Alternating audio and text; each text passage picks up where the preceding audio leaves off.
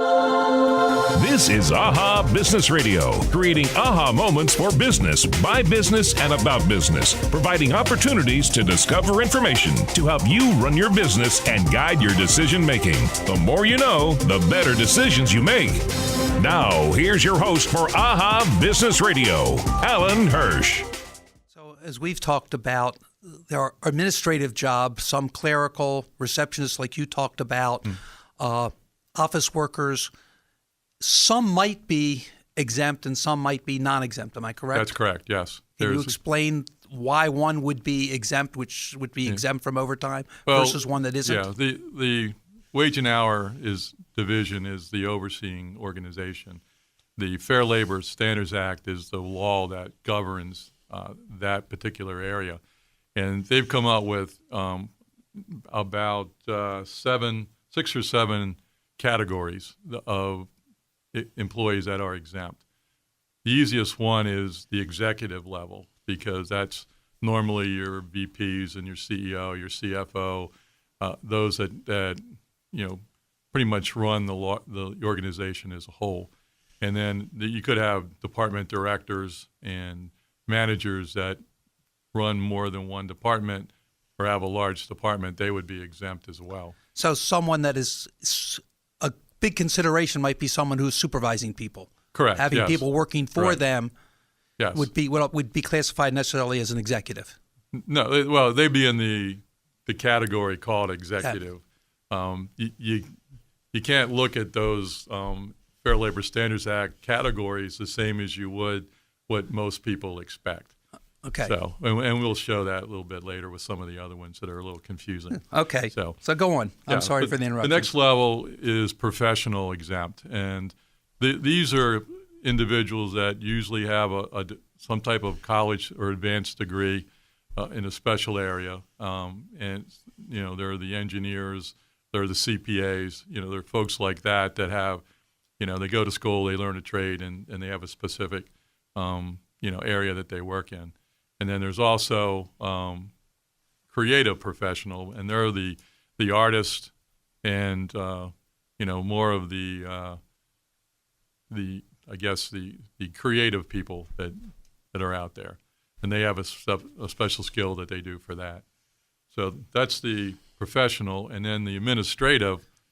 If you just look at it like you would normally, you would think it's the secretaries and the clerical people, because that's who we normally say as administrative. But under the Fair Labor Standards Act, the administrative folks are ones that they kind of handle specific. They have a responsibility for specific areas within a company. A lot of times, HR specialists in different areas are exempt. Your accountants, your folks like that have a specialty. They have the ability to use their own discretion. I run into a lot of clients of mine who really are misclassifying their employees, and if they're audited, it can be, and maybe Bob, you can help us with some of the problems that happen when they're misclassified. Sure. Well, there's a lot of financial impact on that employer.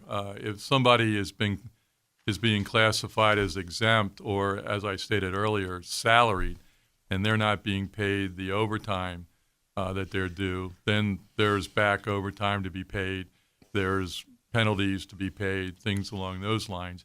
And if the Wage and Hour Division determines that it was, premeditated decision not to pay them, then a business could be looking at triple overtime or triple damages for that penalty. Also, too, you run the risk of having that job be unable to be paid, to be considered exempt. They lose that designation and everything that goes along with it. So it is a pretty onerous penalty if you're caught. So the big thing is, and the biggest problem I see is the salary classification. And a lot of people feel that that's okay. I'm going to pay you a salary. I don't have to pay you overtime. Yeah. And a lot of companies get caught with that piece of it. So a business owner that's trying to do it for themselves is taking a lot of risk and a lot of problems that might come about if they're making the judgments, not truly understanding Yeah. the nature of the classifications. If they're doing it on the fly, so to speak, then they're taking a big risk. If they're studying up to learn everything about it to make that decision, then they're not working on their business. So something's going to suffer in that respect. But does an employee handbook help to define some of this for an employer? It does. It lays out the work rules and the categories and things like that in most of them. It's really critical on the front end when you sit down and interview somebody and then make them a job offer to let them know exactly what their classification is so that there's no misunderstanding. They know that if they're exempt. Bob, one of the other things that's very important from my business history is the difference between an outside contractor versus an employee. And I know there's some very interesting specifics. There used to be a whole list of categories, right? Some 20 right. questions when I was in business. Yeah. And you now say that's been narrowed down. But can you Right. discuss for the listeners what the difference is and how someone can be a contractor versus an employee? Sure. This topic has been going on for quite a while, actually.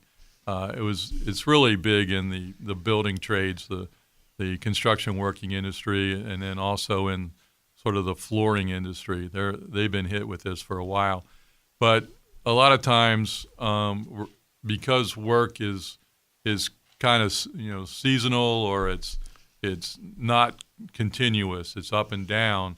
Companies will just hire subcontractors. A lot of times, and that's fine, but they have to do it the legal way.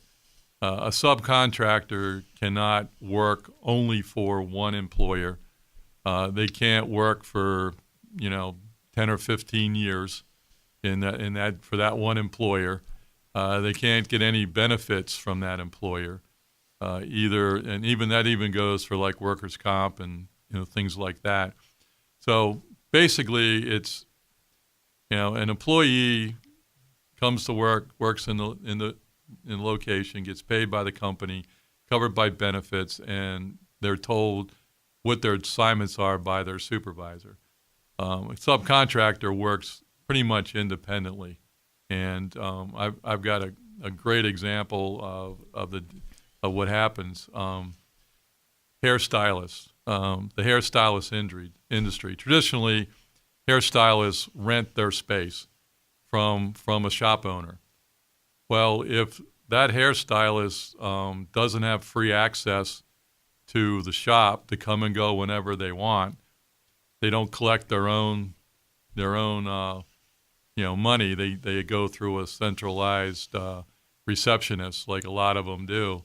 That person is not a subcontractor. That's an employee of that shop, and that's a common practice for around here, or just about anywhere. And you need to take a look at that and make sure that they're in compliance.